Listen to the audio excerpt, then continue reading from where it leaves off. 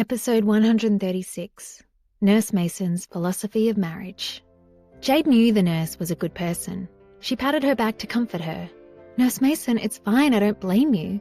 They're awful people. Anyway, they're gone now." Nurse Mason looked at her and then looked at the door. "Jade, didn't your husband come with you?" Jade felt slightly embarrassed, as though she'd left Dario behind on a bus. "Mr. Foster had to go to work. I didn't ask him to come with me." Jade kept her voice low so she wouldn't disturb her grandma. Nurse Mason looked at her worriedly. "Honey, what's going on? Are you really calling your husband Mr. Foster?" Here she affected a pompous voice and made air quotes with her fingers. "Why are you acting like an outsider in your own marriage?" "I've always called him that," Jade said meekly. "I don't see the problem." Maybe it was unusual that she didn't call her husband by his first name, but she'd called him that from the beginning and it felt normal to her. Dario didn't seem to mind. She did think of him as Dario, but calling him that out loud felt strange. He'd made her do it once, but never again. Nurse Mason lowered her voice again. "Did you do what I told you?" "What?"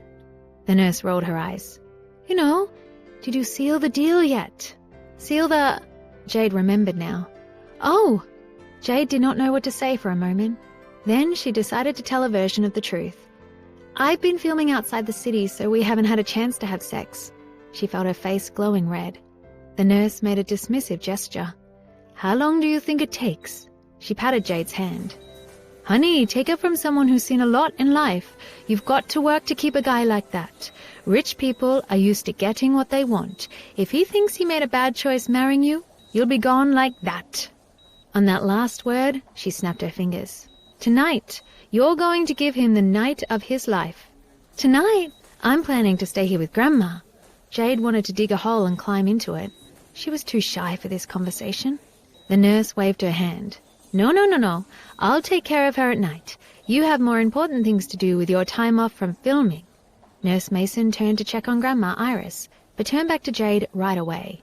"If you're planning on kids, the sooner the better. Either you make a big, beautiful, rich family, or you lock down some child support." Jade stared at her.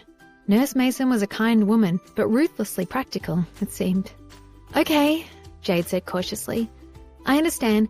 Thanks for taking such good care of Grandma." She left the ward quickly, before she could be given any more advice. Apparently, even though she wanted to stay at the hospital, no one was going to let her. Jade fell into deep thought. Dario had mentioned children before, but she blew him off. She imagined, for a minute, a lively family, a warm and welcoming home.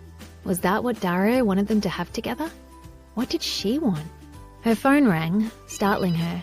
She expected it to be Dario, but the screen read, Violet. She picked up the phone without saying anything. A very excited voice spilled from the phone.